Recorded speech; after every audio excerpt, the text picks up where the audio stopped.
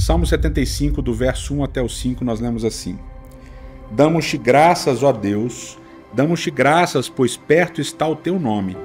Todos falam dos teus feitos maravilhosos. Tu dizes, eu determino o tempo em que julgarei com justiça. Quando treme a terra com todos os seus habitantes, sou eu que mantenho firmes as suas colunas.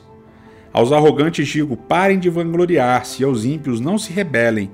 Não se rebelem contra os céus, não falem com insolência. O Salmo 75, ele é um salmo em que Deus mesmo exalta a sua justiça. Deus mesmo aparece falando de como a justiça dele é boa, de como ele vai executar a justiça dele no momento certo, de como todas as coisas vão acontecer de acordo com a vontade de Deus.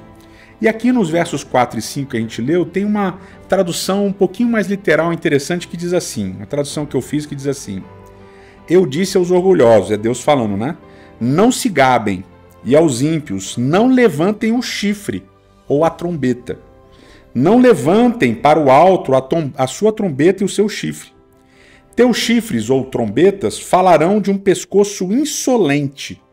Então o salmista ele basicamente está condenando os arrogantes que falam usando o pescoço e a voz deles como se estivessem tocando uma trombeta anunciando os seus grandes feitos. Na verdade, aqui Deus está dizendo assim, olha, aquelas pessoas que já deve ter ouvido, já deve ter visto esse gesto, né, quando a pessoa faz assim, né? Ou seja, uma pessoa muito cheia de papo, uma pessoa que chega e fica falando que ela fez isso, que ela fez aquilo, que ela fez aquele outro. E aí Deus fala assim, eu não gosto desse tipo de gente, eu não gosto desse tipo de gente que fica se gabando, que fica se vangloriando.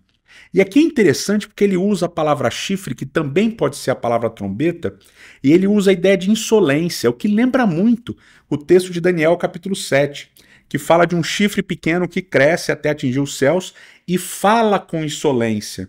Ou seja, parece muito fortemente nos escritos proféticos de que aquele poder que se coloca contra Deus é um poder que fala com insolência, ou seja, que se gaba, que fala quão maravilhoso ele é.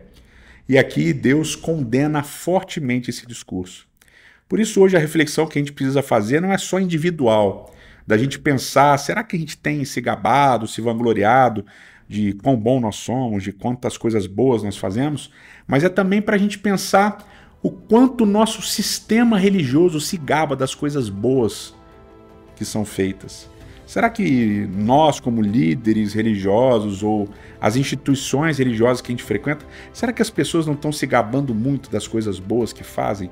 Será que a gente não está cada vez mais se vendendo como o último biscoito do pacote? Fica a reflexão para hoje.